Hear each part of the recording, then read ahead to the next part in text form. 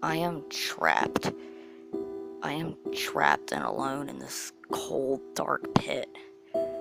My life has come to its metaphorical end, for slavery is all that the future holds for me. As I have nothing to write upon or write with in here, I can only speak these words and hope that perhaps somewhere, maybe in some other universe or reality completely, my voice will be heard and my story remembered. I tried my hardest to fight them, but there was nothing I could do. Their power was far too great for my meager skills. I gave it my all, but I was defeated and reduced to this prison. The chains hold heavy on my soul now, and I can only imagine the pain this bondage has in store for me. I had a good run keeping away from it. A lot of us did. But it seems in recent years that the power of the enemy has grown beyond all fathomable levels. We have lost. And it seems that our only destiny is to be captured by these tyrants and forced to fight our own like dogs for the rest of eternity. It's hard to imagine for me, really, the thought that sooner than later I'll be out there attacking and harming my own people against my will, if I can even call them my people anymore. It's a funny thing how this process works. Don't ask me how, I'm not even sure they themselves know exactly what happens.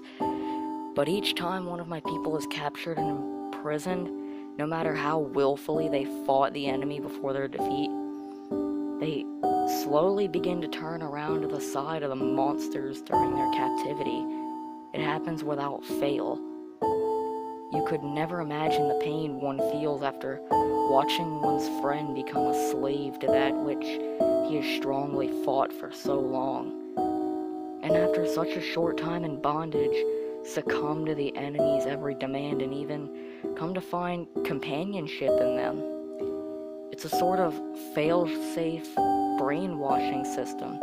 Hell, it'll happen to me soon, no matter how much I don't want it to. The only thing I can remember, the last image burned into my brain, is the sight of my mother. The tears streaming down her face as she watched my defeat from the cave we lived in.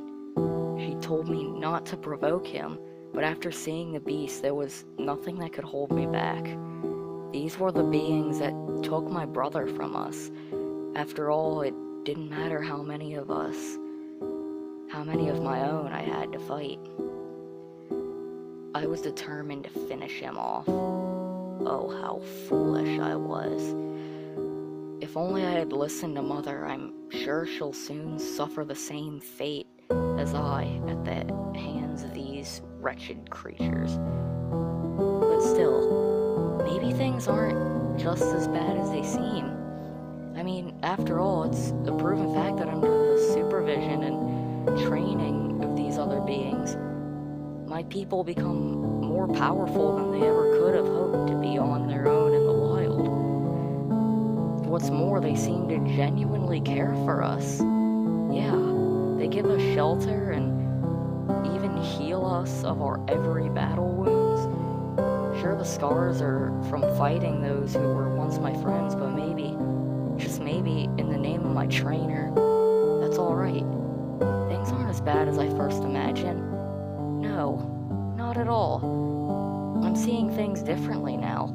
I think that when my trainer decides to call me out to do battle, I'll do my very best for him. I know I will, because after all, a Pokemon's purpose is to help its trainer become a master, right?